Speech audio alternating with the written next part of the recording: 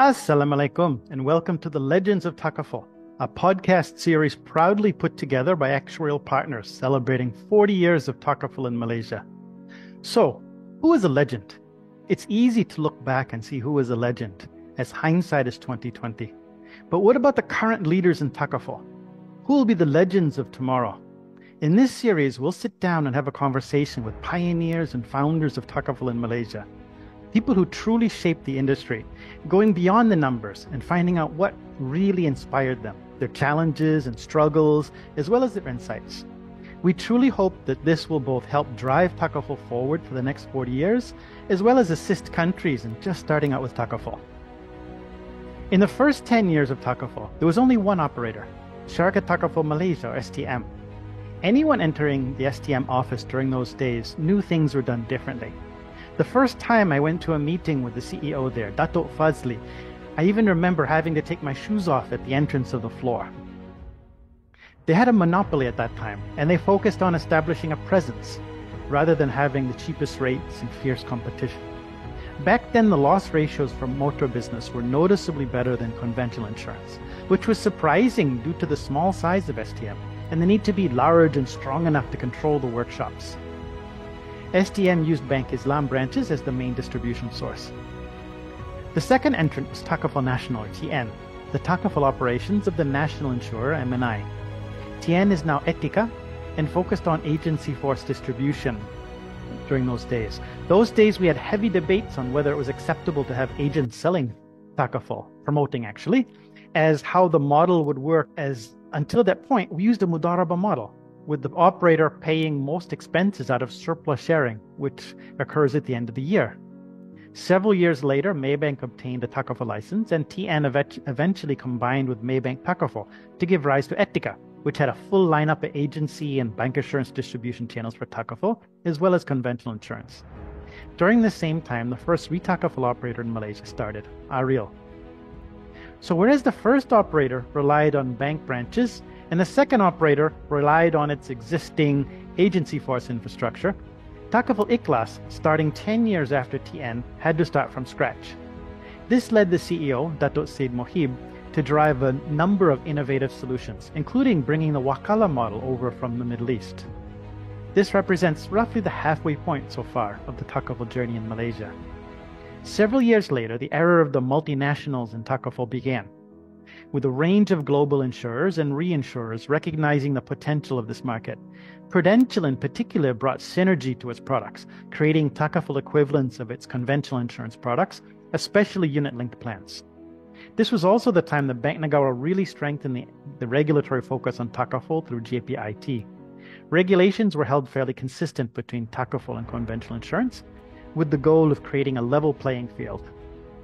Today, Takaful is at a crossroads in Malaysia. Although we've come a long way, we still have a long way to go to rival conventional insurance in Malaysia. Will Takaful focus on consistency with conventional insurance? Or will there be increasing innovation in the models used as well as market segments focused on? Will we be able to use Takaful to increase insurance penetration in Malaysia, especially underserved markets? Insurance in any form is about managing risks and building trust. Takaful can truly be key in many market segments in building this trust and forming the foundation of a population that understands its risks and how to manage them. This is the foundation of true financial literacy, which must be a goal for the next 40 years. Actuarial Partners has been involved since the beginning of Takaful in Malaysia and has been involved in some way with all the Takaful operators here. We truly hope that this podcast series is useful and the next 40 years of Takaful development is equally exciting. Malaysia boleh.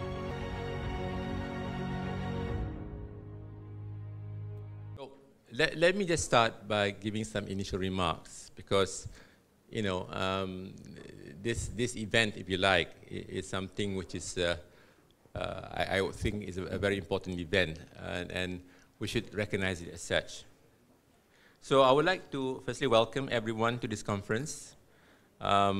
This conference is aptly entitled Applying Lessons from the First 40 Years of Takaful to Drive Takaful into the Future. It is also the last of the celebrations in 2024 of the 40th anniversary of the establishment of Takaful in Malaysia. MTA had the event, and so did STMB.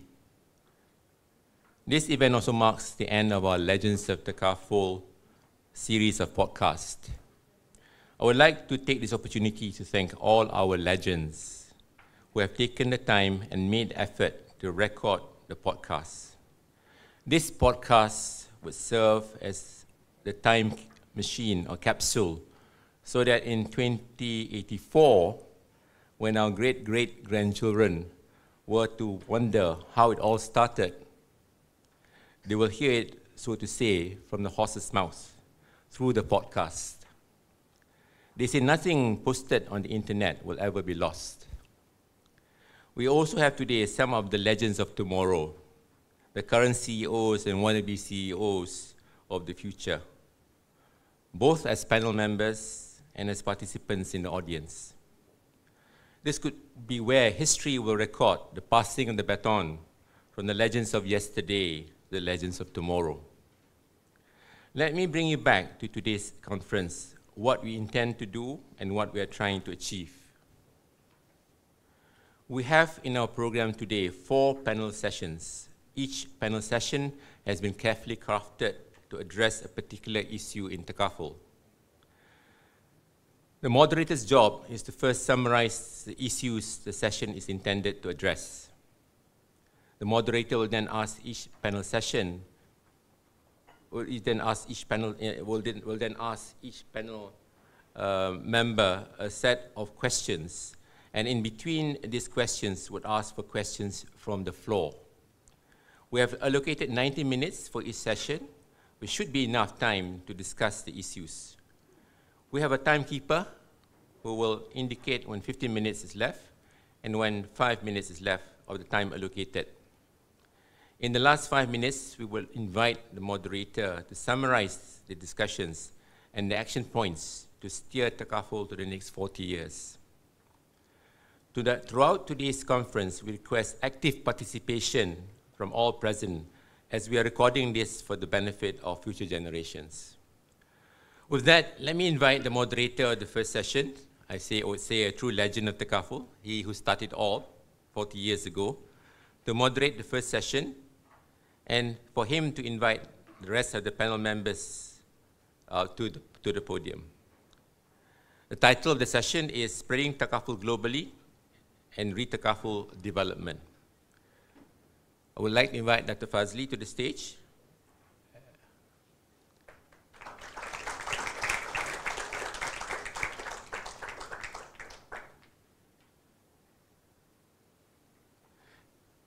Perhaps as well, the rest of the panel members can make their way to the stage so we can start the session.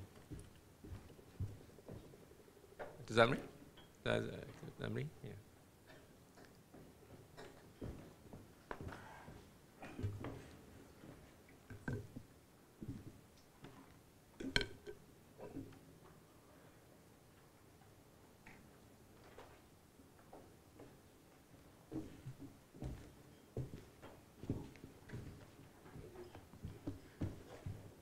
Okay, over to you, Dr. Fazli.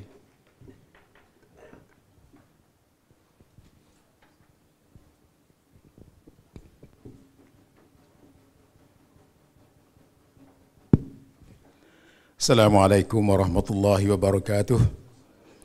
Alhamdulillahi rabbil alamin, wassalatu wassalamu asyrafil anbiya'i wal mursalin wa ala alihi wa sahbihi ajmain.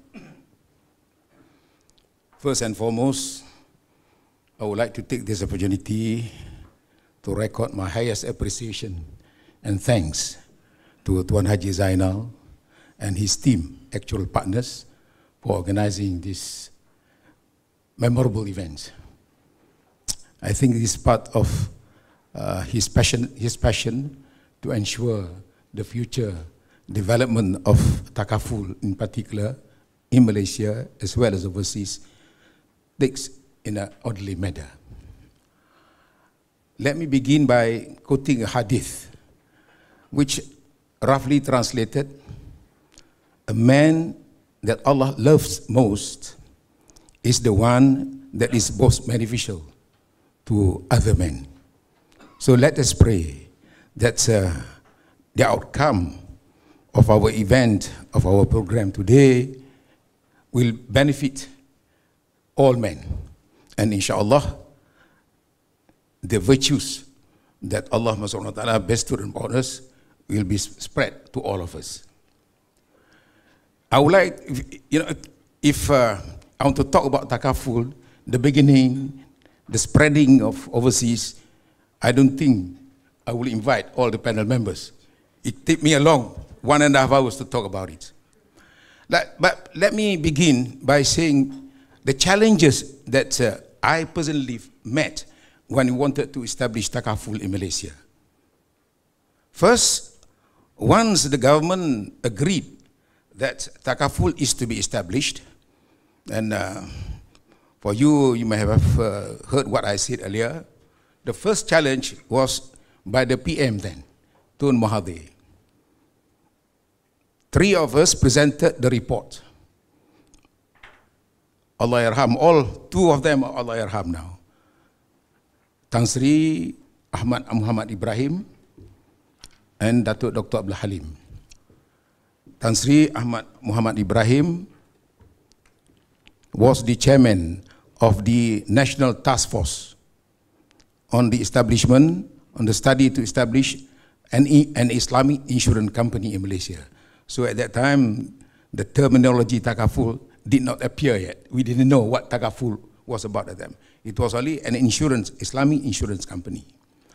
So when we finished, because I personally wrote the report together with a lady officer, a PTD officer from the cabinet section of the PM's department, presented to Tun. It was not a feasibility study, it was not a viability study, it was a guts. We recommended that I think we should, and we feel that we can establish what we call Takaful, an Islamic insurance system in Malaysia. That was the final conclusion. And then Tun remarked when presented to him, "Gentlemen, since you all recommended strongly that we establish this entity, the government will do so. But don't come back to me 10 years later asking for more money because of mismanagement." But Alhamdulillah, when we started, and another occasion, several years later, I had the occasion to moderate Tun's session. I mentioned that. And he deviated from his prepared text for 5 minutes to talk on this. So Alhamdulillah. And as Takaful Malaysia now has grown, and the chairman is already here, the CEO is already here, and a lot of young faces here. And I hope for the next 40 years it will grow much bigger, inshallah. But the challenge at that time was that to incorporate the company, we have to incorporate the company based on the Companies Act and the regulatory requirements of the regulator. At that time, it was the DGI. In 1988, only Bank Negara took over the supervisory regulation of insurance and Takaful. Before that, it was a department under the Ministry of Finance called Director General of Insurance. So we deliberately recommended to the government not to offer shareholding to individuals or private entities, because to private individuals or private entities or individuals, first thing that they had in mind, if I put money now, when do I get the return? So as I said, it was not a feasibility study, it was a viability, it was a guts. So we recommended to the government, the founder shareholders should be only confined to Islamic institutions. So I had to go around with Dr. Halim. We divided among ourselves to all the states. And one state, I don't want to mention it, remarked to me, okay, if I be the shareholder, we'll put money with you. How much return can we expect? Because, he added further, because at the moment, we had fund in HSBC. It is not even a local bank. We get a return about 6-7%. That is riba. clear riba, and you are talking to a religious council, Islamic religious council. So what I'm going to say is that the difficulty to propagate the idea at that time was a big challenge to us. If institutions like Majlis Agama Islam question, you know, the return, what more to the individuals? But Alhamdulillah, it went on nicely. And, you know, as you know, Takaful Malaysia, as you saw it now. And then, at the same time, talking about overseas venture, and we will discuss about this. We were very small, paid a capital of 10 million. And I said it's at other occasions also. But the pioneer spirit of our board, when we were approached by overseas friends and brothers who wanted to replicate our success, because they saw that, you know, this Takaful can grow and saw that it was developing in an orderly manner. So they wanted to also do the same thing in their country. So they wanted our help. They wanted our help. We went there. You name. You're talking about Bangladesh. I was involved, if I have to say that. Pakistan, I was involved.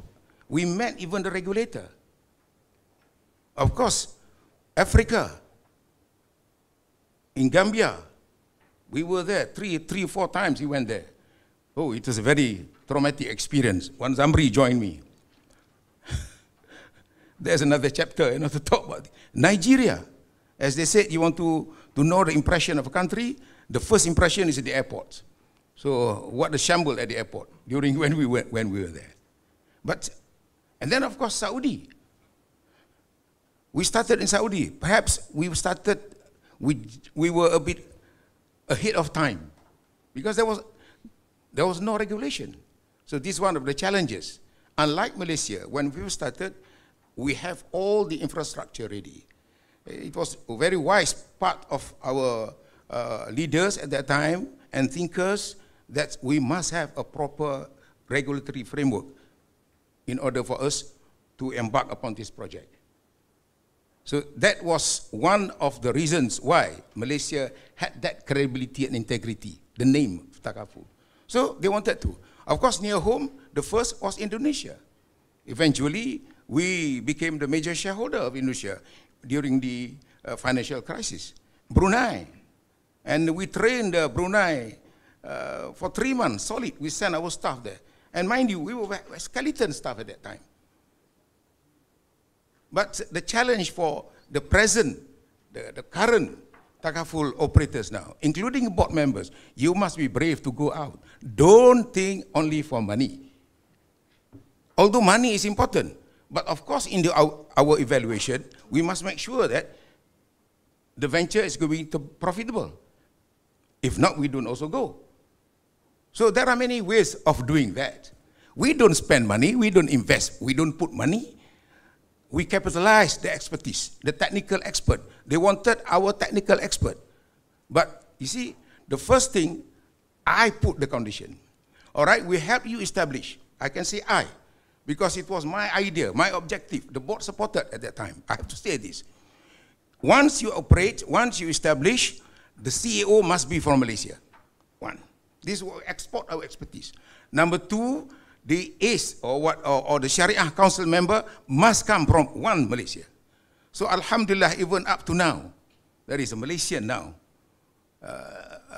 you know, serving as a chairman of one of the Shariah advisory board, whatever you want to call it, in one of the countries outside. So Alhamdulillah, so that's why we export our expertise, both in terms of technical operation, in terms of management, as well as the Sharia aspect of it.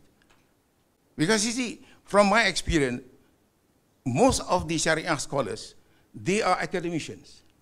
They don't have the practical experience. Unlike Malaysia, we must make sure, although we started as academicians, but then we blended them. We trained them in terms of the practical experience. So Alhamdulillah. But of course, before you go, you have to do a DD. The latest, I was asked to sort of find out, to ascertain whether it would be viable or not, one of the TAN countries. Last year I went. I insisted, if you want to send me, I want to see either the minister or the regulator. Because I want to make sure that, you know, the authority there really supported the idea. I went there and I met the regulator. And then they said, he was telling me that, inshallah, there'll be a legal framework, the bank and as well as Takaful. So from there on, you know, you have to do. I'm not saying that you just simply jump the gun and then start it, but you have to do a DD. But the thing is that don't inhibit yourself in terms of your KPI. I think it is up to us now, because as I said, there are a lot of parties. Only a few months ago, they came to see me. Can you recommend, Dato', you know, we would like to have somebody from Malaysia, banking as well as, because I have a team, banking, Islamic banking, as well as Takaful. But I do not dare recommend, because I know it is not easy. There will be a lot of, you put all, I mean, if, orang Melayu kata, kalau nak buat 1000 daya, kalau tak nak 1000 dalih. So you can put all, but the motive, the objective is, yes, ini dakwah. So if there is no that kind of spirit, I don't know where are we heading for the next 40 years. If it is for money only, I don't think it is for money only. Okay? And then of course you cannot compare with the conventional. Oh, we are small. Of course, but they have been established, they have established themselves for how many years already? 200-300 years. Kita baru Malaysia 40 tahun, 40 years. So, you know, but we have to front on. And then on the Retakaful, the spirit at that time among the Takaful operators within ASEAN, Indonesia, Brunei, and Singapore. Unfortunately, Singapore, I sat on the Shariah Council as subject matter expert for Singapore. But unfortunately, because, you know, the important thing is that the regulation must be there, the regulatory framework must be there. So, how to overcome the problem of Retakaful? So, number one, I have to pay credit to 2 non-Muslim friends, right? One by the name of Hardial Singh. I don't know whether you know him or not. Yeah, he is in Switzerland. I don't know whether he's still working with Winter Insurance or not. He's a Malaysian, married to a Swiss, so he resided in Switzerland. The last time I met him, when I happened to went for holiday there in 2004. But you know, I have not heard anything. And of course, the other one is Duncan Cullen, the broker. At that time, Guy Carpenter, supposed to be now what, Bowring. I don't know, Marsh McLennan, the world's biggest, what do you call? But of course, he is no more there. He used to send WhatsApp to me. You know, we're still in contact once in a while. He put his neck on the chopping block. He helped us craft out our Takaful. I think Haji Tarmizi here, together with me, he could have elaborated further. Sometimes I don't know. Yeah, once you are 80 now, you know, you tend to forget. so never mind, Fazli, I will help you. Because at that time, Retakaful, sorry lah, Marcel, Swiss Re would not help us at that time. You are new, how is small. But Alhamdulillah, Duncan, a non-Muslim, a broker, and he was happy because there was no claim except big one. I can't remember what year was it. I think about after 10 years, the USM claim. And all our brothers in the conventional in Malaysia said, matilah Takaful Malaysia. The claim was 6 million, big at that time, but we paid within 1 month. I went to see at that time, Datuk Musa, Tan Sri Musa, Alhamdulillah, who used to later became a Minister of Education. And then he supported us because of the fact that our service was good. And this is very important. And we paid. And all those talks by our brothers from the conventional, matilah takaful, habis. So, so, you know, a big portion came from the treaty, from that Duncan Garland crafted for us. And then it happened that Tan Sri Musa was also a chairman of the tender committee for PDC. You know PDC, Penang Development Corporation?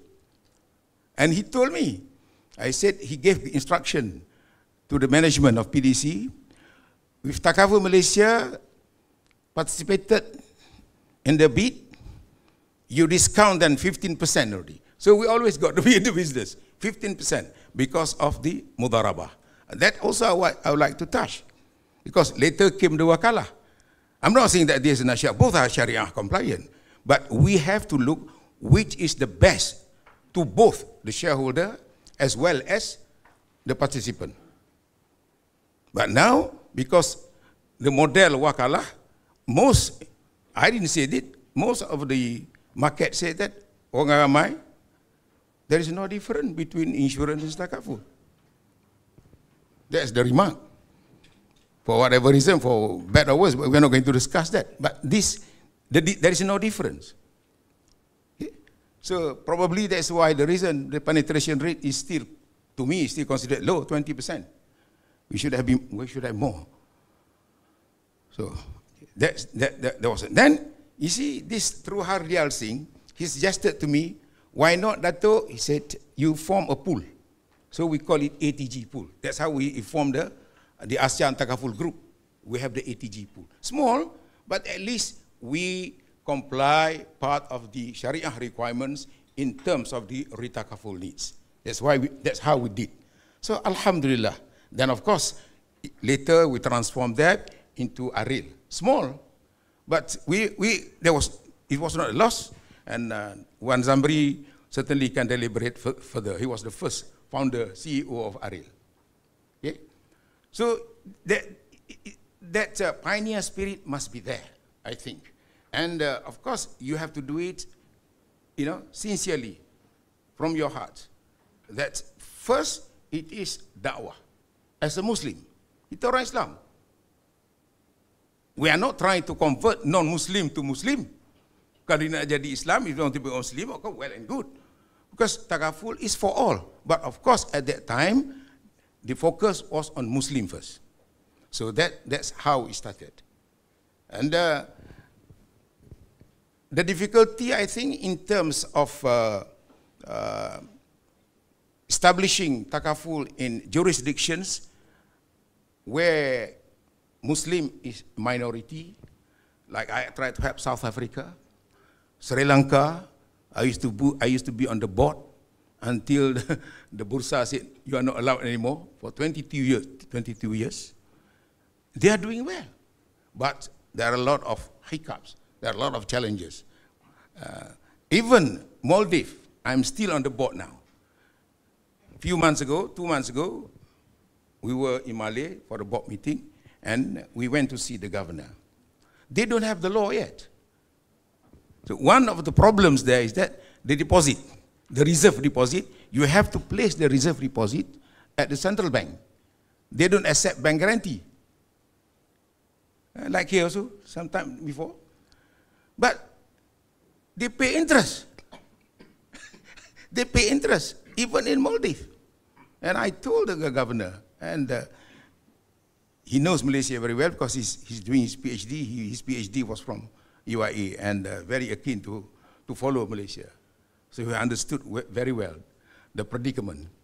And these are the challenges. And of course, the other big challenge is, even now, investment side. When we collect funds, you know, we have to invest. But investment must be Sharia compliant. But in countries like Sri Lanka, it is a non-Muslim country. Oh, it is not easy. So this, my experience. But we persevere. We have to go ahead, and we reason with the authorities, and of course, Alhamdulillah, it worked. But we have also to work with the market. we have to work closely with the association, like we first started in Malaysia. When Takaful Malaysia started, we follow the practices of the Takaful Association of PIAM at that time. At that time, there was this tariff, we call it tariff, and the Technical Rating Committee, MNRB, for big risk, for the mega risk. So we apply the rating, so we follow. Because the important thing is that this is one of the fundamentals many people don't understand. In a country like Malaysia, we cannot, upset or rock the boat. We have to follow so that the market will run smoothly. So that is the little bit experience that, you know, there are many others that I don't want to sort of share with you now. So I think we better, share the views and the experiences of our brother. Of course, on my first left here is, I think I don't have to introduce him. He's an old friend, Ismail Mahbob. Siapa tak kenal ya? And then of course, Dr. Wan Zamri used to be together with me. He was telling me that when he joined Takaful Malaysia in 1986, you want Kelantan, you go back to Kelantan, I said. Because Kelantan and Terengganu, where the Muslim belt was, so were the first two states that we have branch offices. And we sent him there. So I know the wife was not very happy because the wife from KL at that time. But because of the spirit, he went there. And he bought a house there. So he was happy. He was happy in Kota Baru. Then later, why don't you, we make him Ariel. When we started the Ariel, he was the first CEO. Then when we had a little bit of problem in Indonesia after the financial crisis, so when we took over the majority shareholding of Takaful Indonesia, then I sent him there to be the CEO there. And Alhamdulillah, it turned around. But unfortunately, when he left, things were different. That's part of life. And of course, Marcel Omar, I've not met him before. As I said, he's from Swiss Re, and he has been with Swiss Re Malaysia 2019, huh? 2009, sorry, 2009. So I think, so we begin with Marcel. So you being what you call a reinsurance, a Retakaful man, when at that time, if you go back, you remember, when a Takaful operator approached you for Retakaful support, what was your view then? Please. Assalamualaikum warahmatullahi wabarakatuh. First of all, thank you very much. And I really feel honored to sit next to such legends of Takaful, and Dr. Fazli has basically already said almost everything, so difficult to add to it. But if I turn back the clock, 2008, actually, that was the first time I got involved in Takaful, Re-takaful.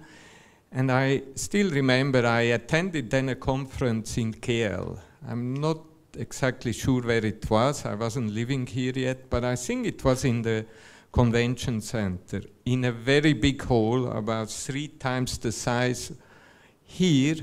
And it was full of people, Deputy Premier Minister was there, many CEOs from both insurance and also Takaful companies, even banks. And it was really the spirit, I think, at that time, that Takaful is the next big thing. I mean, there was a huge optimism back. Many multinationals just entered into Takaful. I think 4 new licenses were given in 2006. And in a way, that was also for Swiss Re the start. We wrote some business in the Middle East in 2006, but only once even Takaful companies came to us and said, you have been our leader, but on a conventional basis. I think it's time you set up a Retakaful operation. So in a way, I have to say, we were almost forced to do it. It was also an incentive given by Bank Negara, I have to say.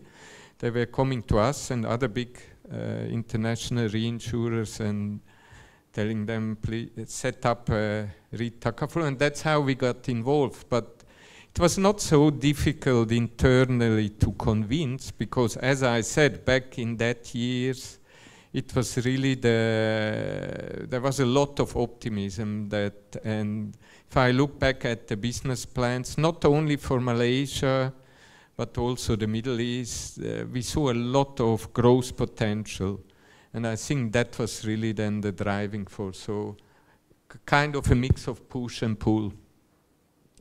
Do you have any Shariah advisor to help you? Yes, I mean, that back already in 2006, we Sheikh Taqi Usmani from Pakistan.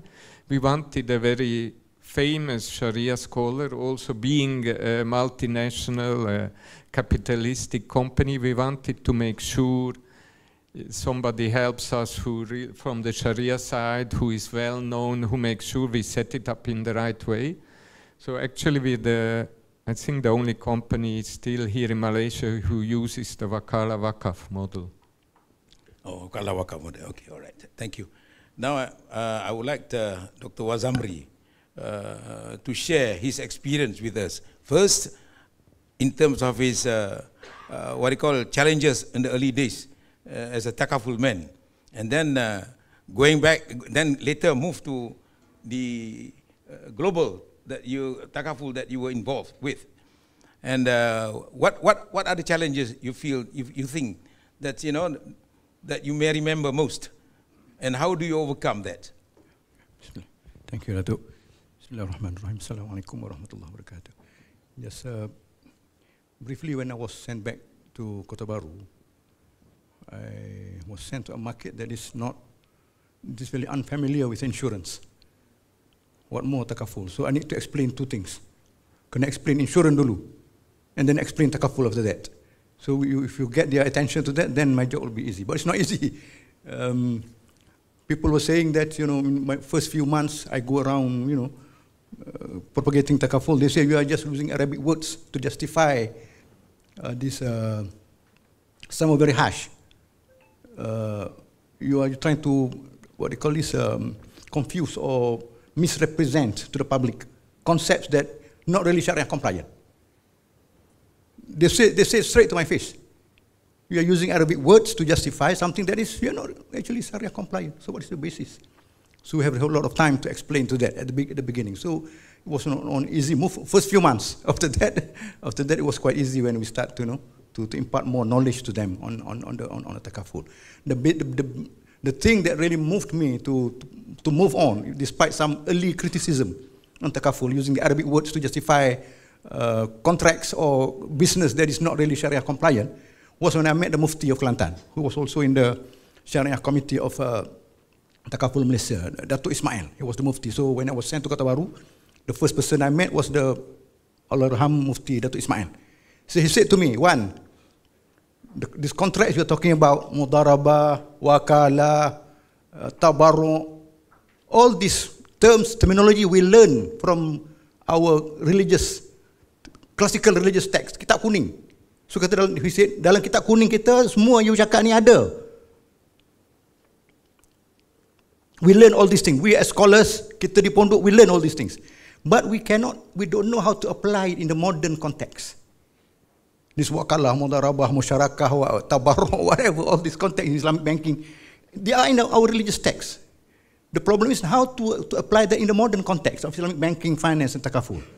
So as I say, so now I am depending on you, young professionals, to go and bring this up, the context. We have a rich, what do you call this, history, rich reservoir of knowledge on how to do business in Islamic banking and finance. But we leave it to you. So that really gave me the motivation to argue a little bit. So when I was once called by the Menteri Besar of Kelantan to brief his ESCO on Takaful.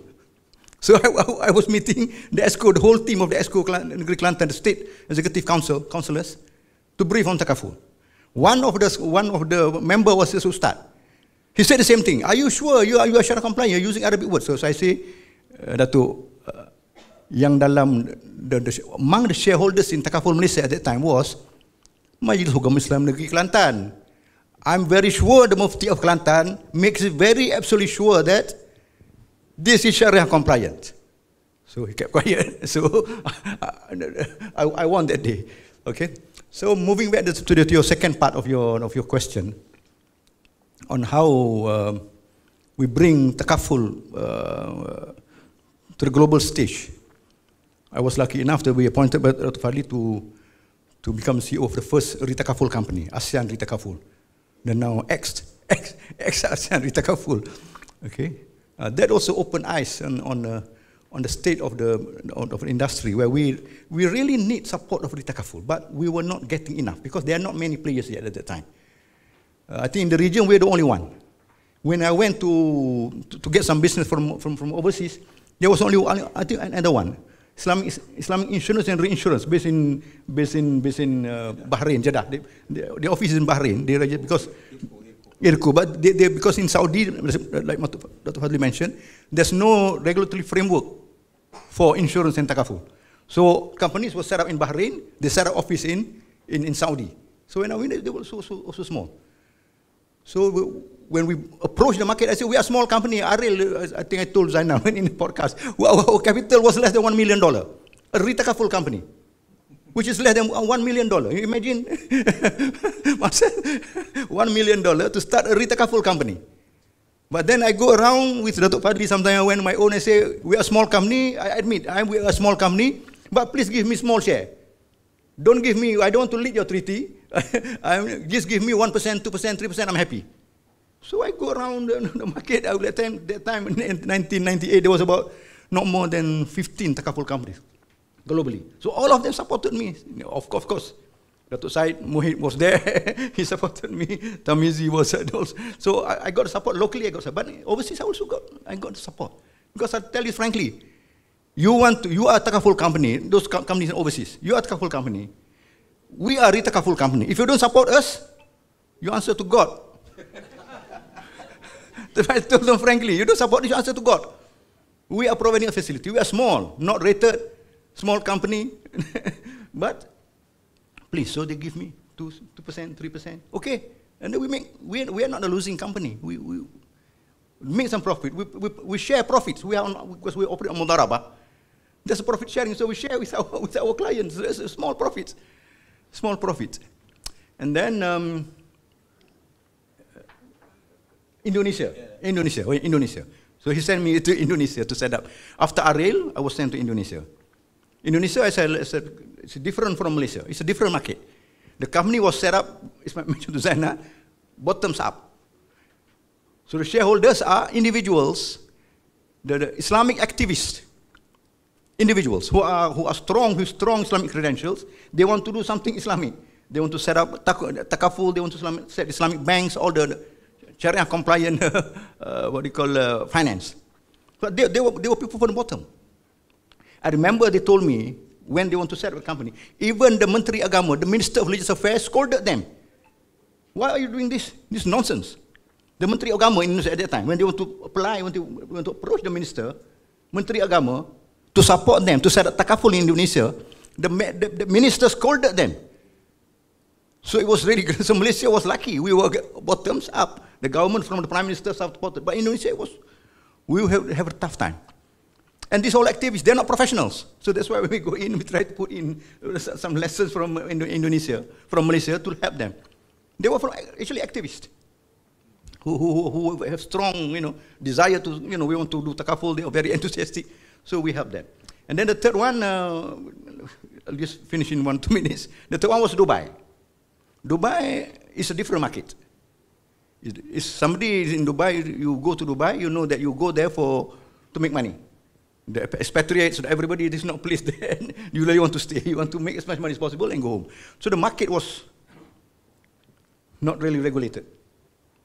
The market in Dubai, when I was there, was not really regulated. My board was not really concerned whether I'm doing underwriting or what. He just said, just bring me the cash. Just bring the cash. Because at that time, the stock market was going up. And then after 2 years down the line when I was there, the stock market started going down, the property market starts going down, they will call me one. I think, what's wrong with your underwriting after that? So it was, what do you call this? The irony is in Dubai, when you want to set up a Takaful company in Dubai, an insurance company, but in a sense, you must start with an IPO. They won't give you the operating license after you offered your shares to the public. So the first thing I did was go there,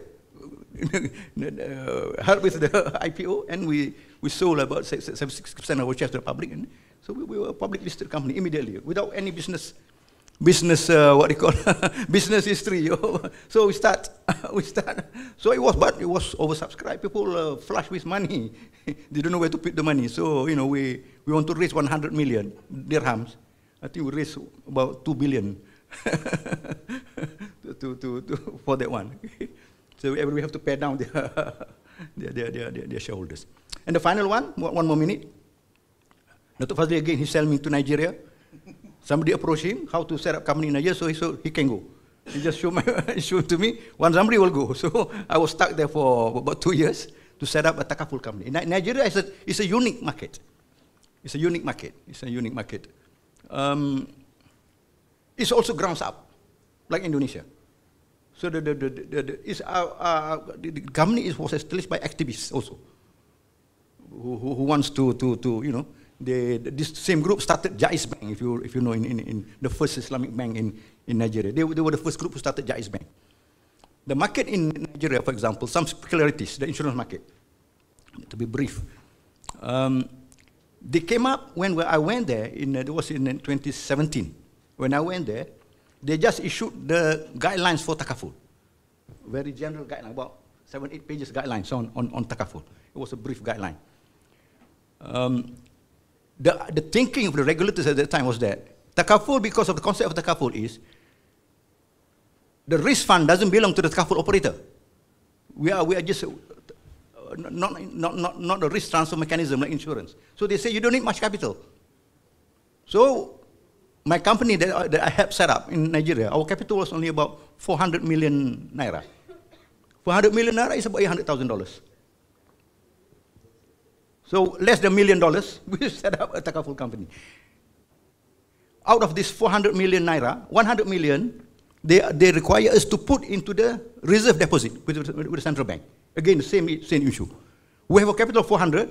They told us 100 million, you put aside, you must deposit with the central bank 100 million, earning interest. So 25% of our capital was put away. We just starting. So the problem is, this is for our Shariah scholars. What will happen with that Shariah, about the interest income? We just started the company. We have to put away 100 million into the central bank, and after 6 months, they say, okay, we'll pay you interest. The idea was interest, the Takaful company cannot earn. But I pleaded with my Shariah. What I told them, the chairman is a Malaysian. I told him, he was doing Umrah, so, Prof, please, we are a small company. I need that money, that interest money. I know it's haram, riba. But we are a small company, we need that money. Can you, in your good heart, look away from our Shariah point so that I can put that in my risk fund? Our risk fund is very, very, very, very small. So after some time, he said, okay, maslahah. I don't know whether you agree or not. Maslahah, on the basis of maslahah, okay, you can place that money into the risk fund.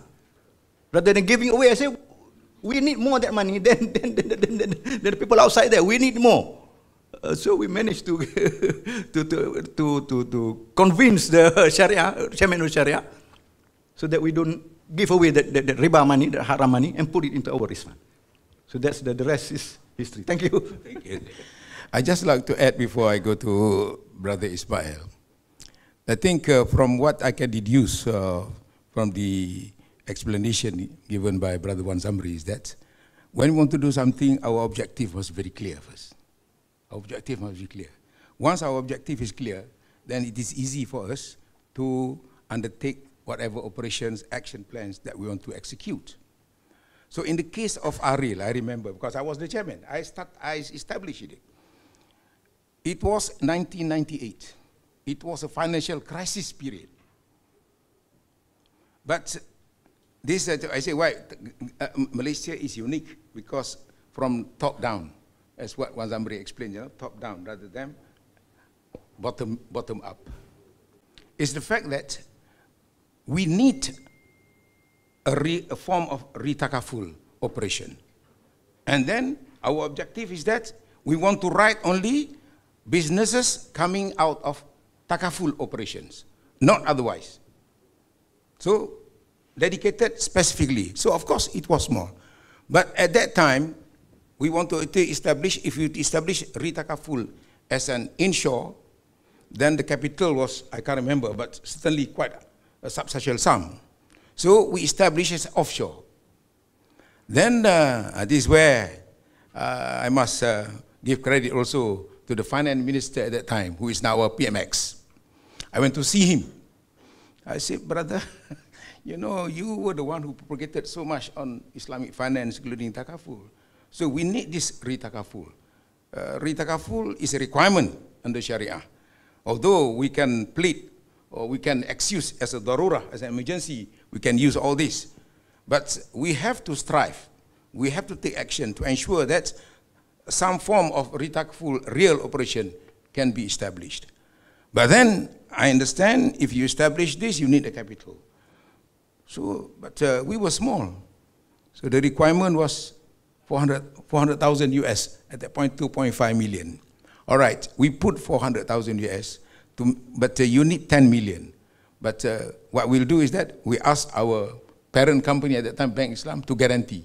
And he agreed.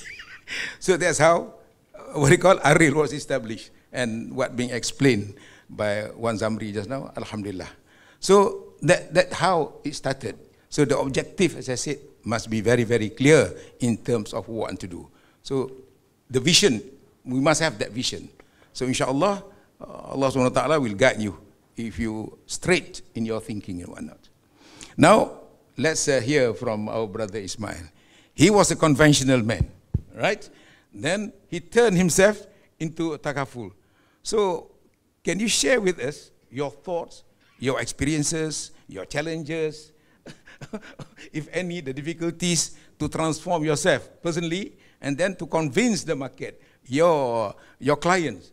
No, you follow me. Although you were before tak sunat lah, if I can say that. All right, it's okay. Please. Assalamualaikum warahmatullahi wabarakatuh. After listening to the three brothers, I discovered that my journey is very easy, much easier than them. All right. I was in an insurance company, and then I joined the reinsurance company called Labuan Re. And Labuan Re, when Labuan Re had been traveled, I was asked to develop market for insurance in Indian subcontinent, Middle East, up to Turkey and Iran, and also Africa. Africa really excites me, because I like animals. All right. So the journey is in reinsurance. Then halfway, we have also we did open the Retakaful division. Okay, so it's easy for me because I've met all these people, and just introducing myself as a Retakaful man plus insurance man together. Yeah, so that was until 2006 when I retired from active employment, so to speak. Then they formed the MLB Retakaful, so they asked me to be the CEO, which I did. So meeting the old friends again. And now it's more like talking to many people, trying to talk to them what Takaful is all about. Because they've heard about Takaful. So there are many countries already having Takaful. So it's easy for me, And then of course, Retakaful, they need Retakaful, so I met the Takaful companies. But a lot of the insurance people in Africa especially call you to talk about Takaful, to introduce Takaful to them.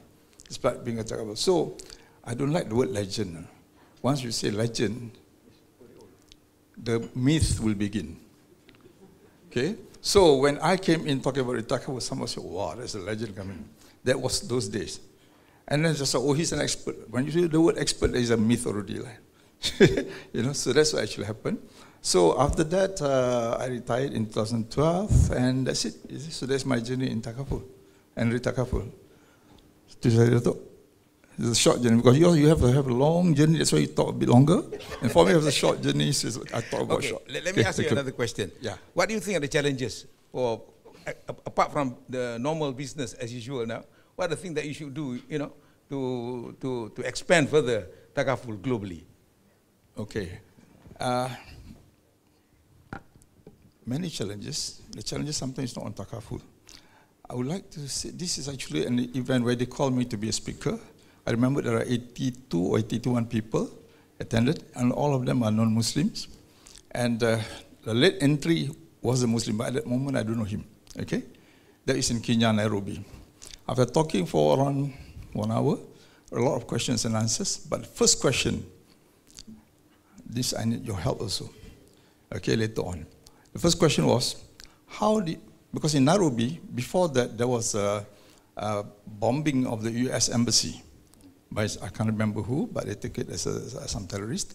Anyway, the first guy came, he looks like the one who asked the question. Yeah, he asked me, how do you promote a product that is promoted by a religion that promotes terrorism? That was the question. It's nothing to do with Takaful. How do you promote a product that is promoted by a religion that promotes terrorism? That was the question.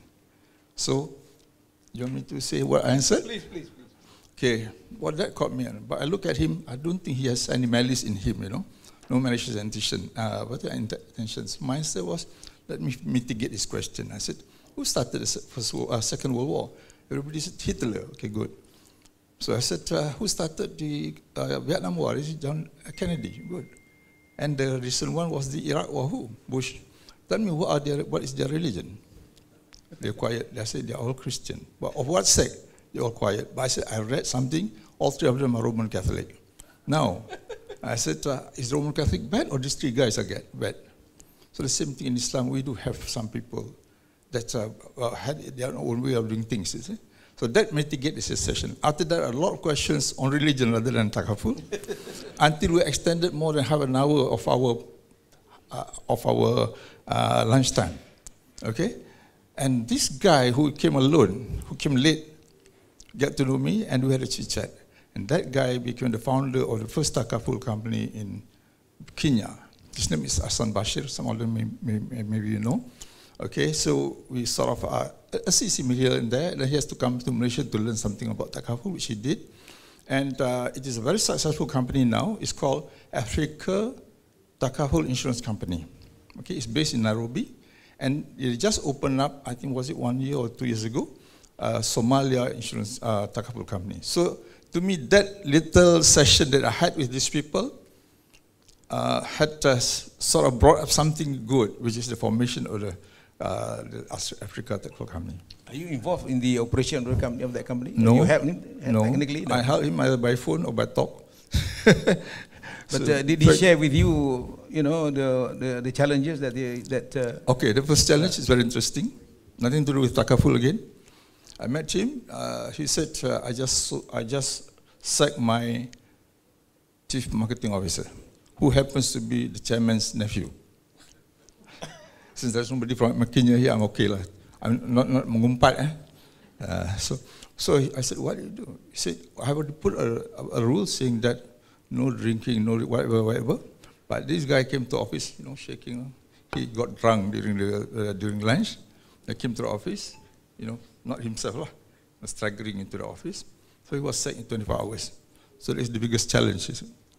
But what he's trying to instill in it, please, these are the rules, these are the discipline, stick with it. And I think they did very well with that disciplinary background or disciplinary environment they were put in. Okay, thank you. Okay, thank you. And now I would like to, Marcel, we have seen over the last 10 years or so, establishment of a number of Retakaful operators. But unfortunately, there are no more now. Why do you think the reasons? Yeah, I think it's in. Yeah, it's interesting to see if we look at most of the Retakaful operators who are not in existence anymore were either fully fledged independent Takaful companies or subsidiaries. So most of the Retakaful companies which still now working are actually some kind of window operation.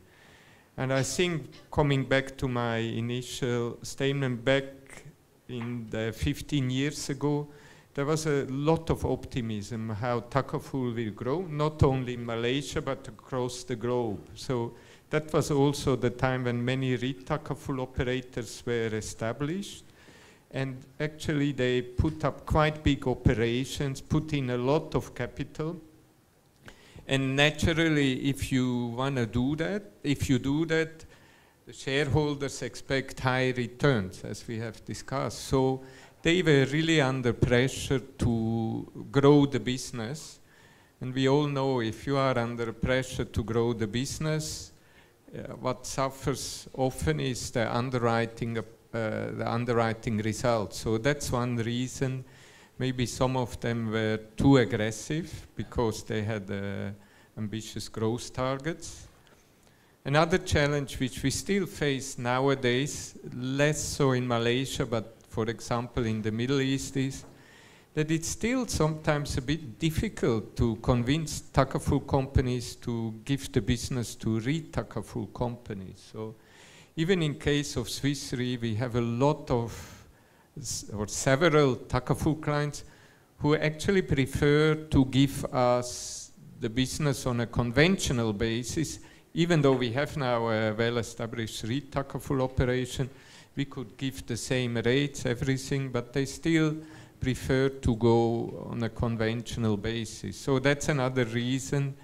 So really, I think in the last 10 years, people have realized, and as a Retakaful company, we are very much dependent on the original market growth, that it will take still longer time to grow for both the Takaful, and I talk here not so much Malaysia, but abroad, and naturally then for Retakaful. So interestingly, all the new operations such as Malaysian Re and Malaysian Life Re, they were set up as division on a small scale basis, I would say, and then inshallah, once the business grows, also the number of people and the investments will grow.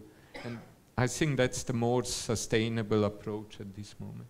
The reason why you mentioned just now that even the Takaful operator is not keen to pass the business to your Retakaful side. Why? They prefer still. I mean, one reason is sometimes we can't give not the rates but certain conditions. Profit sharing, for example, profit commission. There are now discussions also here in Malaysia to allow it, but currently, for example, TOF doesn't allow to give profit commission for individual treaties, whilst on the conventional side you can. Is it sorry to but is it the Shariah issue or is it a management issue? Not give you the profit? It is a Shariah, considered a Shariah issue, but I think there are ways to look at it from a different side. So the plan is to go to the SAC in the coming months to have a new ruling. And I also have to say, and another reason is in the Middle East, still the know-how, maybe whilst it's Takaful companies, but not everybody working in Takaful company have maybe the best understanding of what Takaful is. And they're often coming from the conventional side, and they, especially reinsurer manager, they would know the conventional reinsurer. So it's just easier to give the business to conventional. Yeah. Ismail would like to, but I want to pose a question also to him actually. You have both experiences in conventional, Retakaful and Takaful operation. When I'm talking about the management, the technical part of it. In underwriting approach, is it different between Takaful and conventional? And you can also add what you would like to say, please. Brother Ismail, please. Thank you, Dato'. I will look at it differently here. I'm looking at it as a commercial thing too. I blame the Takaful companies. Since the question is on technical, I blame the Takaful companies. Number one. And also I blame the shareholders. Number one, you want to make profit, yes, fair. So what did the management do? Go for the simple ones. That's where Takaful is all personal lines. So when personal lines, you don't need capacity. So it is you who drive the Retakaful companies away. Because you don't appreciate the supply chain. It should be I would say the Shariah compliant supply chain. So Takaful companies are not feeding it. So the supply chain got stuck at the Takaful companies themselves. So what they take is basically a simple risk motto. You don't need heavy Retakaful. Fire, which is a householders, all that, you don't need. So because of that, I blame them for what happened. Okay? So this is a question where the topic that we're talking about, what internalization of Takaful, to me is very important. So here, the Takaful operators should think a lot now, because 40 years, life begins at 40, right? So now is the time for you all to begin. Okay? I'm more than that lah. So younger than Dato'. Okay. That's all? Yes. Yeah. I have to blame somebody first. Then we talk about things. By the way, from what Marcel said just now, the opportunities for Malaysian Takaful operators are abundant actually, you know, especially on the trading side. So I would like to also add on this before I request a comment from Wan Zamri. I noticed that, number one, probably to echo what Brother Ismail said, the younger generation now, they want early gratification. Probably the pressure from the top. Nothing, you cannot get imbuhan early. You have to struggle first. You know, it doesn't cover up. Maybe because of the social media now, the gadgets and whatnot, so everything wants to come early like that, just like that, at the petik jari, they say. And then also, I must say, early days, some of the scholars are not fair. Some of the scholars. I'm not saying Malaysian scholars. Malaysian scholars are generally okay. I had an opportunity to interact with a scholar, they call it Mufti, in Cape Town. I went there many, many years ago, and I got good friends there, even up to now. I explained to him, this is the early day of Takaful, that this is how we do things, but in Takaful business, like insurance, insurance or Retakaful is a must. Without that, we cannot survive.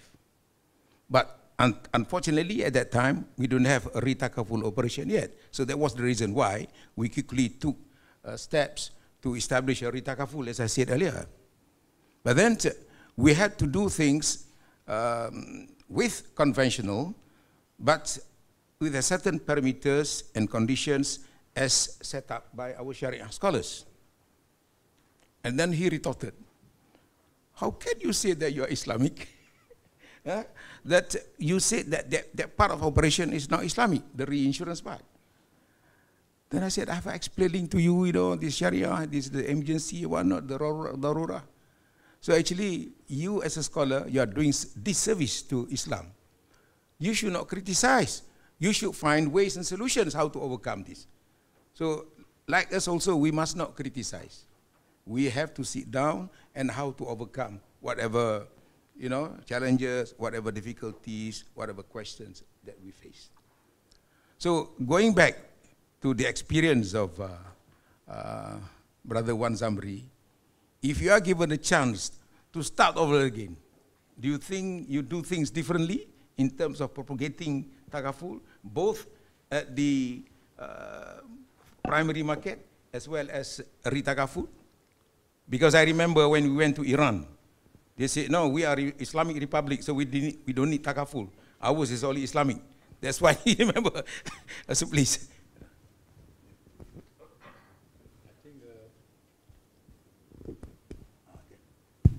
Okay, thank you. I think Malaysia, we are doing quite okay. But when you go overseas, you have to see at the market. You have to have a look at the market. We are very structured. If you go to other parts of the world, the structure is not there. The regulatory framework is not there. The players are, are still struggling. One classical example, I like to give a classical example of Nigeria. If you want to really, this is a real market that has potential. But then the regulatory framework is not there. The discipline is not there. So when I was in Nigeria, for example, when we want to submit our quarterly submission, financial statements to the regulator, they're not sure what's the format. So we have to tell them, I have to go and see the regulator. I think this is the format you should use. So I only know the format used in Malaysia, so maybe it's not suitable for Nigeria. But they say, it's up to me. How I want to, I want to submit my financial statement, my quarterly statements. It's up to me. So they have so many versions of it. So some other company reported differently. So the data is not good. Data is not good. And then the understanding. Okay. Another thing that maybe I think that I learned a lot in going to new markets. Okay. Forget about Malaysia. Malaysia, we are already there, basically. Even though the penetration is still 20%, but we are there, inshallah.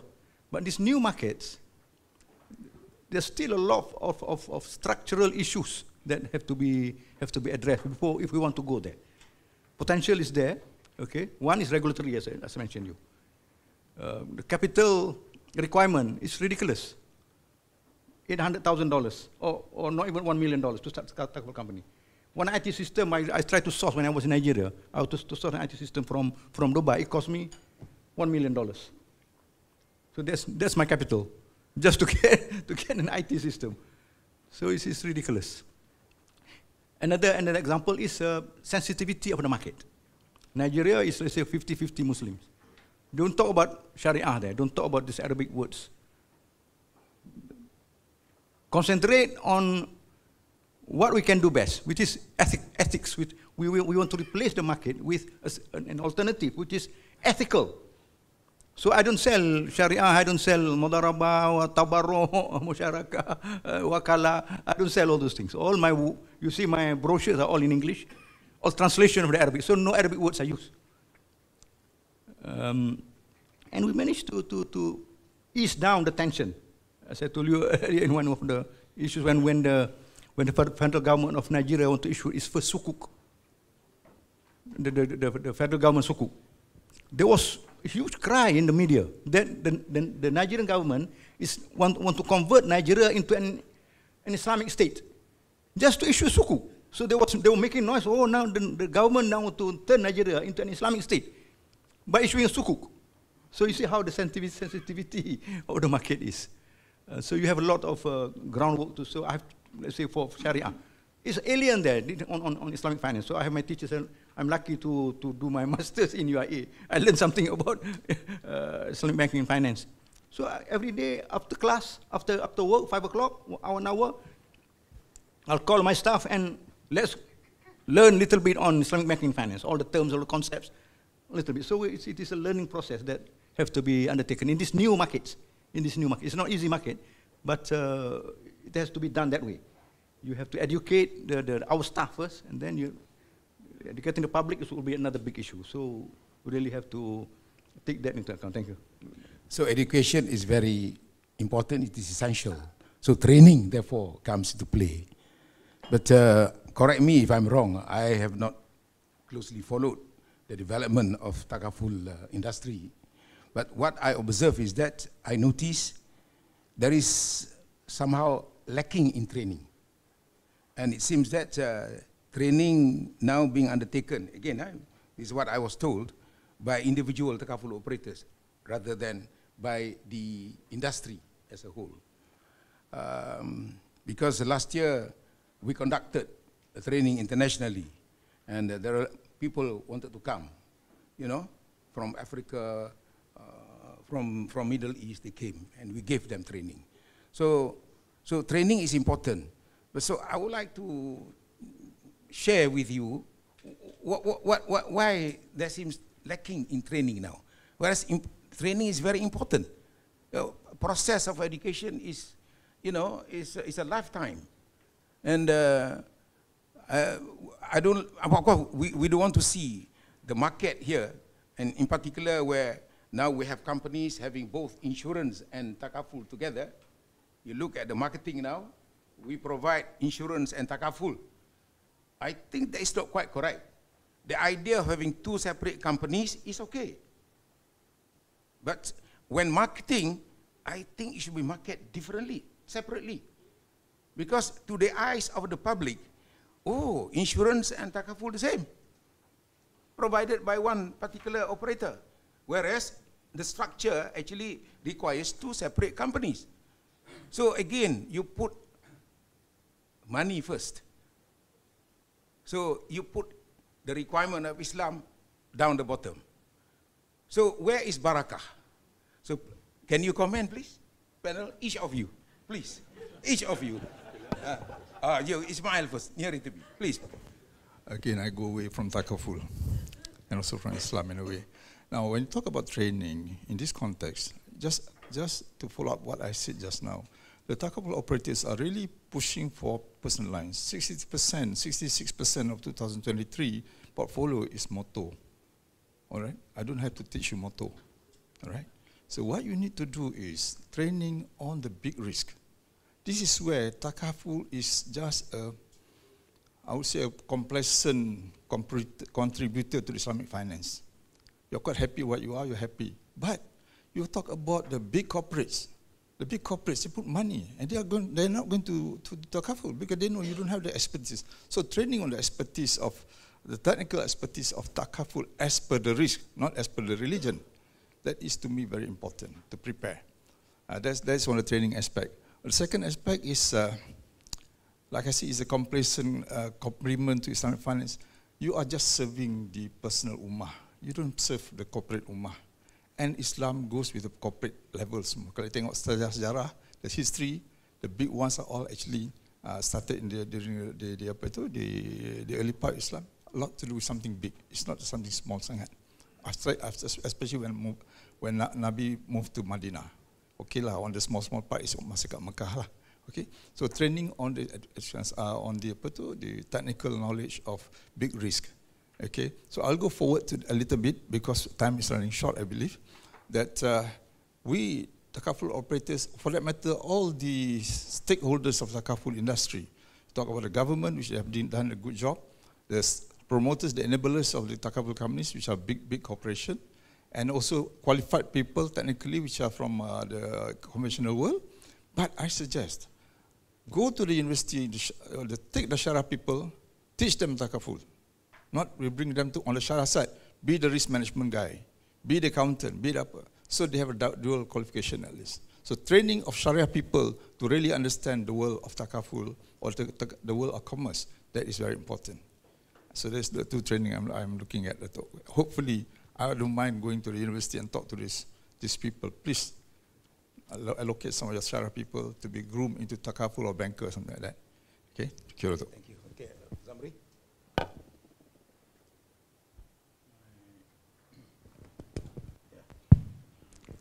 For me, I think two things that on training for Takaful. One is to enhance the understanding of Islamic banking and finance. I teach some students in the industry. Some of us, we know our products, Takaful products. I ask them, do you know anything about the Islamic banking products? 90% don't know anything. So I think if we, as an industry, we should, practitioners in Takaful should also be well versed what's happening to this, another important part of our business. That is Islamic banking and finance. I ask them, do you know what's the contract when you open a bank account in a conventional bank? 90% cannot answer. What is the contract you want to enter when you open a contract, a savings account with an Islamic conventional bank? 90% cannot answer. As it's a debt contract. So the understanding of Islamic banking finance must be incorporated into the training of Takaful. We in Takaful must also make sure that our employees, our staff, our agents, besides knowing Mudarabah relates to Takaful, take time also to train them on the other aspects of Islamic banking finance. What are the banks offering? What are contracts used in banks, for example? What is sukuk?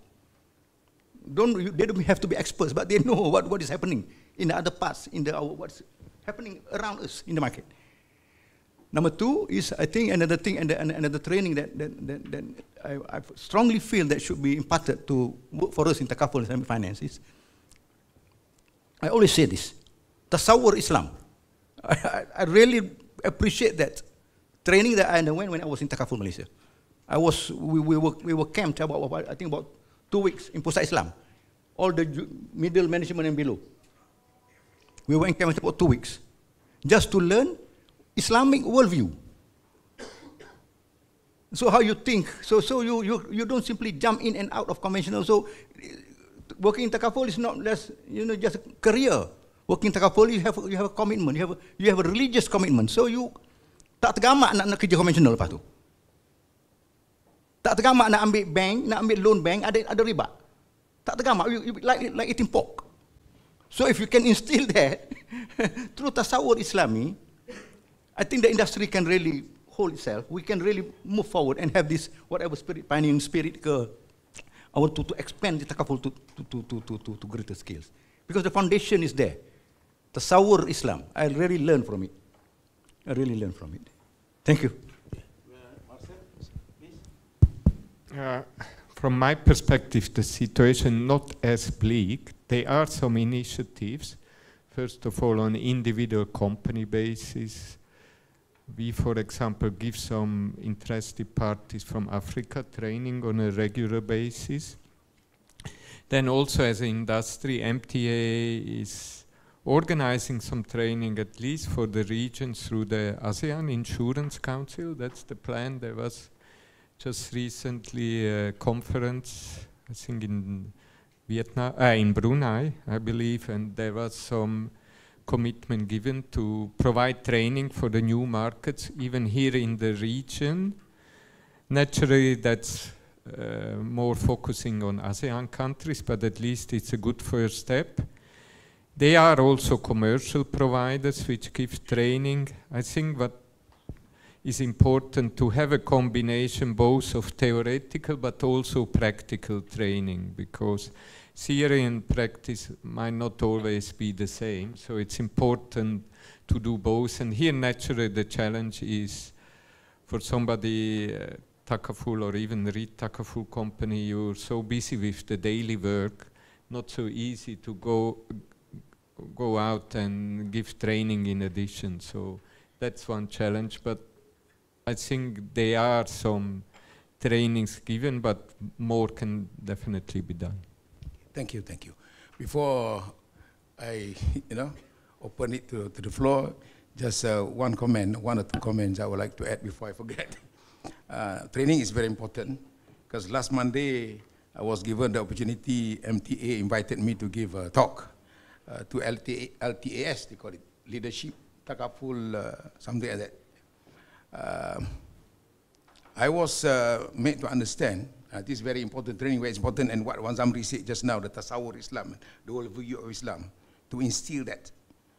That apparently, because this is beyond what MTA can control. If talking about the individual agents, they are also agents to conventional. So, to me, this is not proper. Straight away, you put in the mind of the public that insurance and Takaful the same. You are mixing, if food you don't want to mix with haram and halal, you eat, you halal and haram together, you don't. So what is the difference between Takaful and insurance? So if one person selling both, and then one more, if they met the client, okay, participants, this is conventional, this is Takaful. You choose which one. So that's why training is very important. that happens because probably lack of training how to explain. So that I think is a key thing. So I hope the industry has to look into it, deeply, how to ensure that Takaful coming from our heart really would come. Although the foundation is quite strong in Malaysia, but as I said, we must not look only in Malaysia. We are small. We have to go overseas, to venture overseas. So we should take the lead because outsiders look upon us to lead them. All right? So I think that's in a nutshell. And then, of course, the subject of Takaful ESG. What are the products devised by Takaful, designed by Takaful, offered by Takaful for the ESG? Now everybody talking about ESG. Bank also has special financing under the ESG category, but we have not been talking about it. So probably it is high time for industry to sit down, because ESG is something which also Islam demands. Environment is very important. So there is another area that we need probably another seminar, another meet to talk about that. So we're going to discuss about that. But put the thing. Yeah, please. Just on ESG, I just would like to highlight that MTA to an extent has addressed it with the value-based intermediation for Takaful framework, which was launched a few years ago and now further developed to Hijra 27 and so on, and the Maqasid Shariah scorecard. And ESG is one of the foundations, besides of Shariah, naturally. So there are efforts made. Just Alhamdulillah. The start is there, and there's a beginning there. But hopefully that all of us know. We are aware of that. We know what they want. What are the contents of Maqasid Shariah, of what they call value-based VBI just now. So we must know, so that we can market it. So it's very important now. All right, I would like, we have another 5-10 minutes. Now, can you spare 10 minutes? 50 minutes, I like to invite the floor if you have any question to any of, yeah, please. Dato', yeah.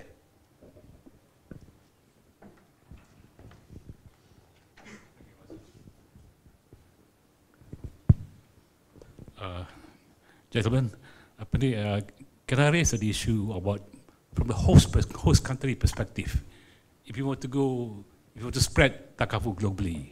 We've been talking from our perspective of how to go overseas, our motivation, but if we try to put ourselves in the perspective of the host country, the regulator, you see, host country, when they open up their market, it will be easier if we are seen by them as a local champion.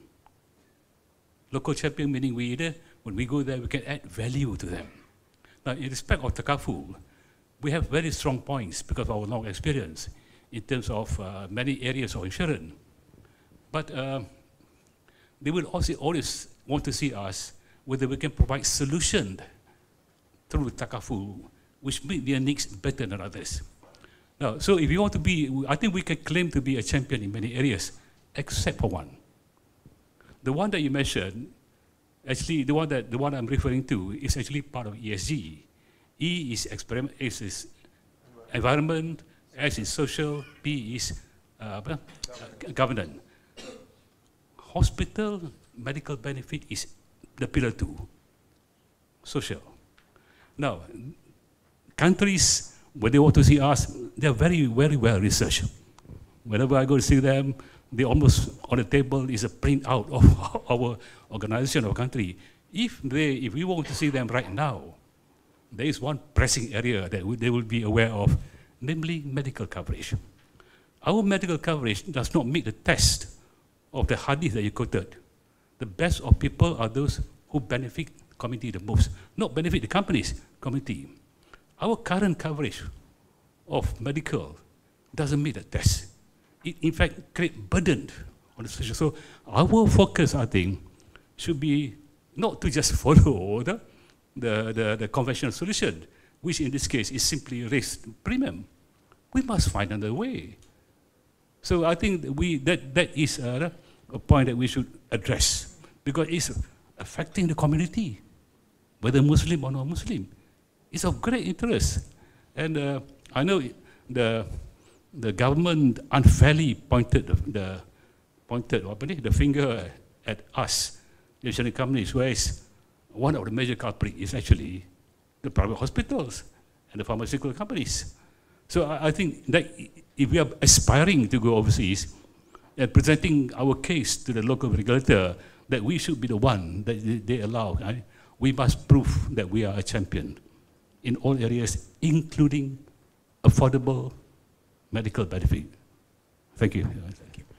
So we have to put our house in order first. That's what Datuk Mas was saying. Is there any comment? Marcel, because being a foreigner, maybe a better perspective. First of all, I have to say it's not unique to Malaysia having problem with medical insurance or Takaful. Coming from Switzerland, I know even in Switzerland, the medical costs are increasing substantially from year to year.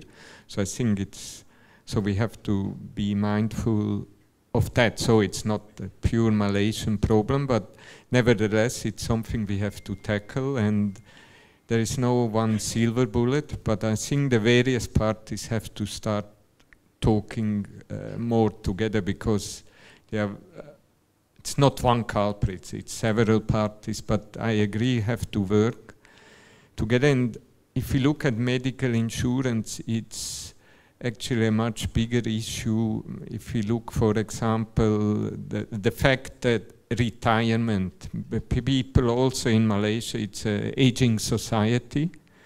In the past and still nowadays, compared to Europe, much more the family is looking after the parents or grandparents. But I think society is changing also here. There will be more older people which might not get always the family support. And they also will need to have affordable health cover.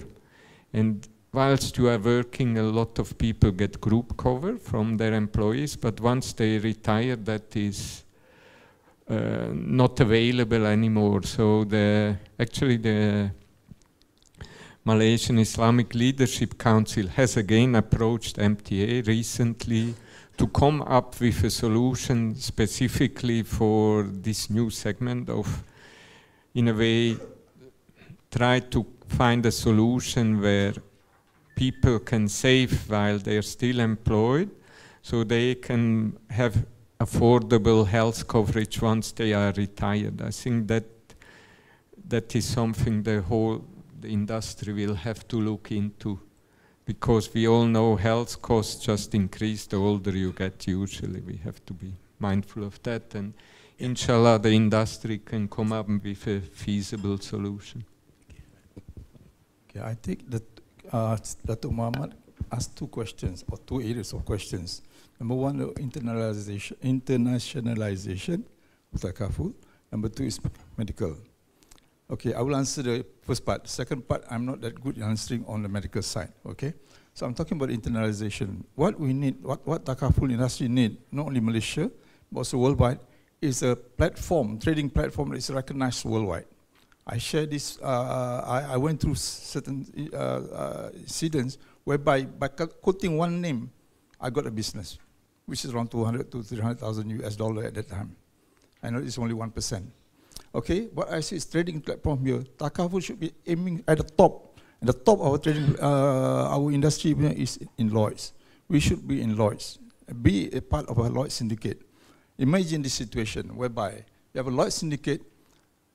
Takaful Pakistan, problem in apa tu? A Lloyd's syndicate must be a Shariah compliant. They have some Shariah compliant syndicate there. Takaful Pakistan can place additional kat sana. Malaysia boleh place sana. Let's imagine how many Malaysia Airlines are the aircraft. I count 107. That is including of Firefly, all that. And then how many Emirates got? 400 over. Saudi got, Saudi 100 over. All that you combine, the Muslim countries alone. Okay? Then you place it with Lloyd's. And there are many syndicates Lloyd's will take. And your syndicate will take, because you are Muslim, because you tell the government of that country, Emirates too, atau Malaysia Airlines ke apa, please pay, give some to our syndicate. This instruction from the owner of the risk, which is workable. And let's imagine I work out something just about 4 or 5 countries. atas angin lah, around 9-10 million US dollars premium. That is 1%. And even in Malaysia, you have the large and specialized risk, around 1,800 to 2,000 risk. One risk carry 450,000 ringgit. You times how much? Let's imagine 1/3 is Shariah compliant.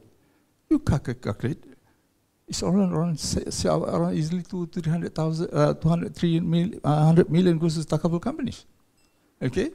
So all that is workable. I'm talking about internalization of that. But you have to put money. In Lloyd's, to be in the syndicate, maybe you have to put around 25 to 35 million US dollar or pound. Okay?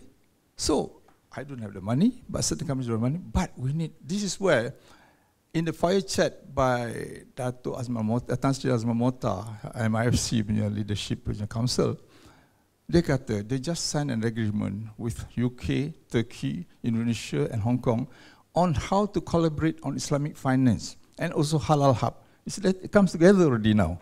Okay, so we need somebody here in this room to work out something, team up with the MIFC. Let's go out and do something there, you know. So there is a ready business outside, but we don't see the low-hanging fruit because we always look high. Small. We forget the low-hanging fruit. These are the big risks. Which are the low-hanging fruit. You tak nampak sebab you tak nak buat.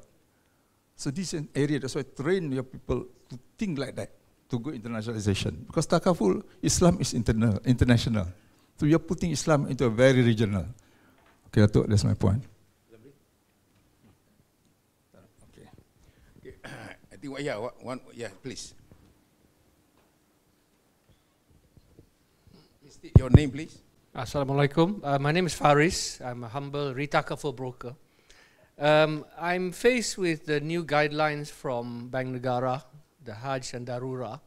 So the question for me, the lacking of Retakaful players. We saw Asia Capital Re closed down, Takaful Re closed down, Score Retakaful closed down, AIG Retakaful also closed down. However, so I'm scouring around the world. I found African Re, who are very established, Oman, but there are also people in London, Atrium Syndicate, Cobalt, MGA. So my question either to Ismail or Omar, you know, in the UK, for example, 6% of the population are Muslims. So that's 3.5 million people. I got a call from the US for the Sudanese population in Minnesota. They wanted to start a Sharia compliant insurance company. So the question is, what is stopping the UK? In the UK, there's an Islamic Insurance Association in London. Question to Ismail, what is lacking? What is stopping the establishment of a Sharia compliant insurance company in the UK or Paris or anywhere else? What in your view is the lacking to make this happen? Okay, I think here, if you look at the Sharia element, probably there is lacking there. But there are a lot of experts, all right? So in this context, I think what you mentioned just now, Atrium, all that in UK market, even some of the London company market also have this Sharia companies. We can place with them. There's no element of lacking to kurang, you know. So it's something that can be overcome, no problem on that. But the takaful companies need business. If you don't give them business, they close down. If they don't close down, they become window. This is what happened in Malaysia, all right. So in this context, give them the business. How to give the business? You do the business. So the Sharia compliance chain will go right from A to Z. And Re-takaful companies can take retro-takaful. So the whole circle, the whole mechanism of Re-takaful or reinsurance, whatever you call it, is all there. But what is missing there? And one thing advantage when I spoke to some people in London a few weeks ago, I asked if it is promoted by Malaysia. They are very comfortable. And with some other countries, I mentioned some other countries, no, they feel comfortable with Malaysia. So here we are. We have everything plus, but we don't take all the plus because we don't want to think further. We'll just, like I said, low-hanging fruit, you tak nampak, you know. So this is something that we can consider. Faris, to answer your question, there was a takaful company that was established in London in 2008 called Principal Insurance.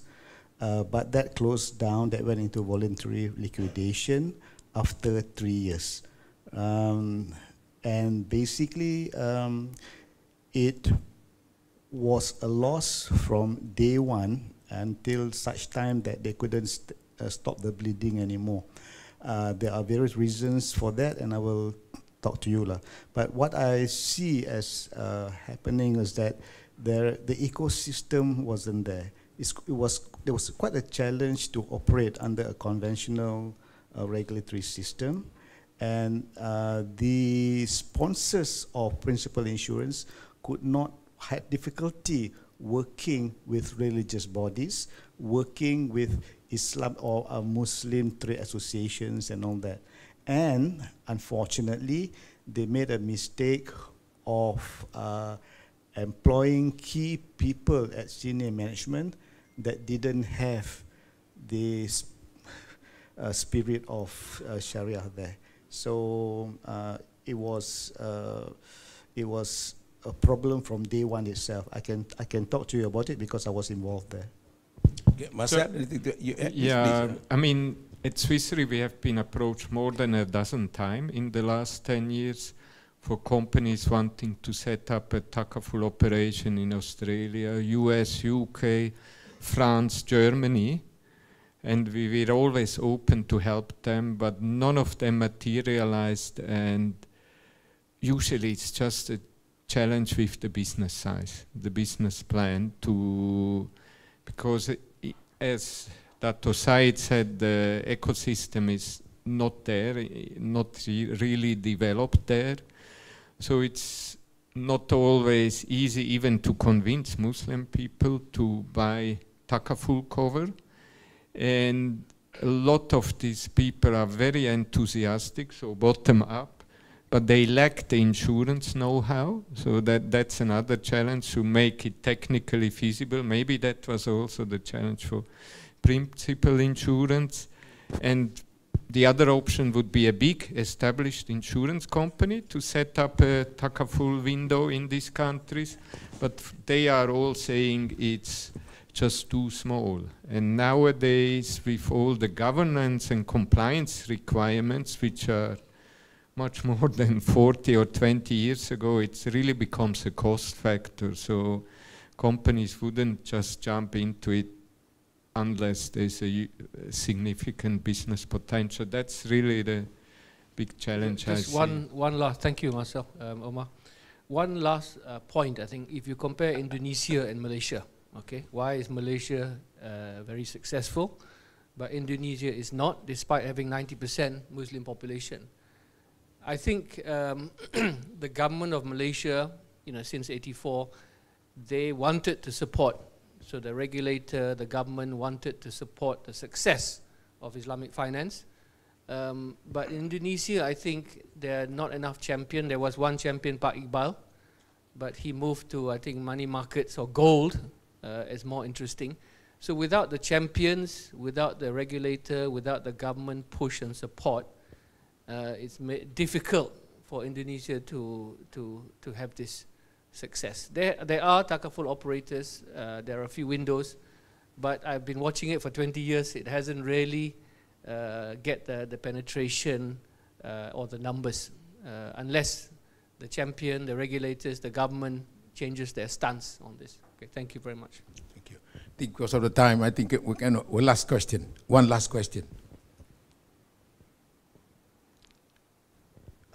If I may, one of the things that needs to be looked at when we talk about spreading Takaful, whether globally or locally, is the enhancement of public trust.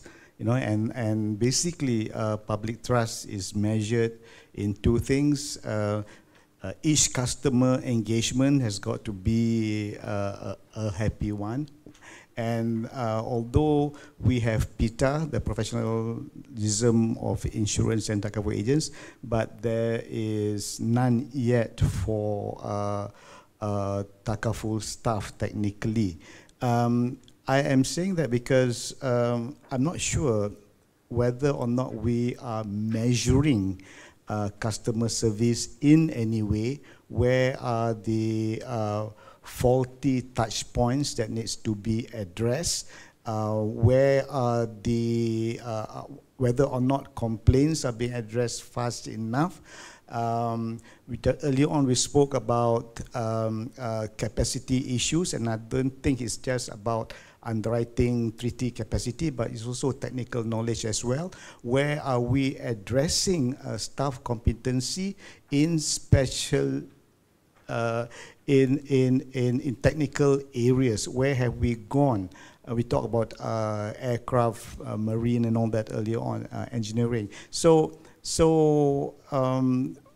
to build trust, I think should be a priority for the Takaful industry, whether locally or globally. And my question to the panel is, from your experience, what can we do differently to move the service bar up? Apa ni, Haji Ismail, you send me a WhatsApp about one complaint. You know, I mean, that is an example of how bad experiences can spread to thousands through social media, and but good ones are not spread. So how do we tangan these kind of issues? I think here, which is quite common for our community, is a communication problem or communication ability. This is where I think we have to improve the communication. Post-claim communication, that is very important, I think. How, I don't know, but you have to talk to the communication expert on how to deal with this. That's number one.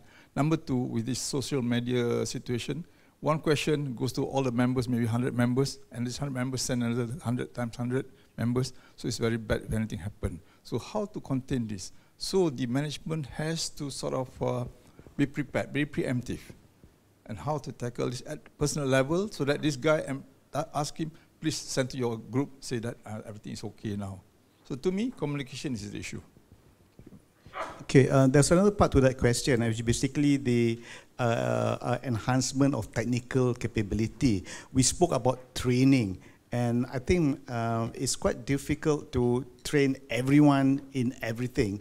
So I would suggest that perhaps Retakaful operators come in, adopt specific people from each company to be specialists in certain areas. Every company must have one specialist in one technical area at least, and we are not seeing that happening. Not like the old days where companies actually send staff, identify staff who are has got a very high potential for overseas attachment. There are people who are sent to reinsurance centers for long-term trainings, as well as attachments at overseas partners as well.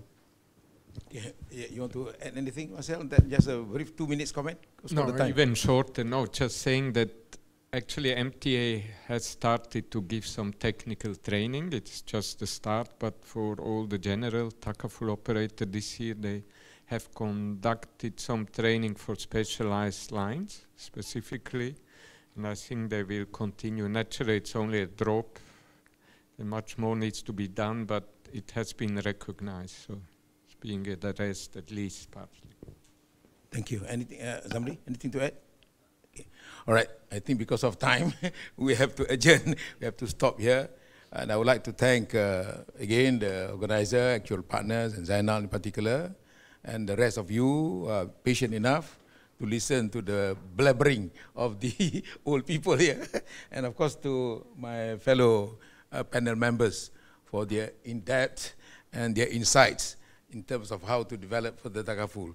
But perhaps to sum up our discussion just now, I can, because of time, I can tell about 2 or 3 things that I can highlight. Number one, we were very clear in our objective. Go back to the basic. Training is very important, and we have to look at the market.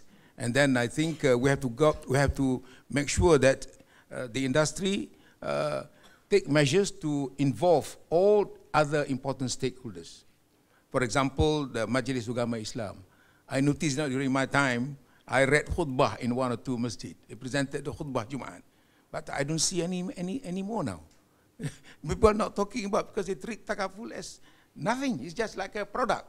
Whereas Takaful is a system. It is not a product, it's a system. It's like Islamic insurance system. So that has not been propagated. So I think in order to ensure that the masses understand fully Takaful, so there is a buy-in, then we have to engage with all the important stakeholders. And one of them is Majlis Agama Islam. A lot of things you can do with Majlis Agama Islam. I know I'm involved in one. I sit on a Ahli Majlis, 1 or 2 before, and still involved with one. And they have a lot of things to do, but they don't have the people to think for them. Waqaf, for example, we can what you call upgrade and expand the Waqaf. I personally involved in one. Inshallah, the Majlis Agama Islam Wilayah Persekutuan will allow us to be a mutawali.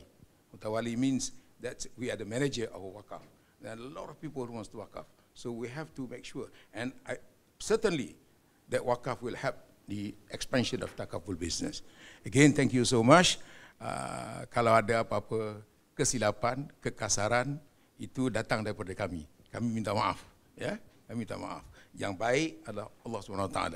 Sekian, wabillahi taufiq. Wassalamualaikum warahmatullahi wabarakatuh.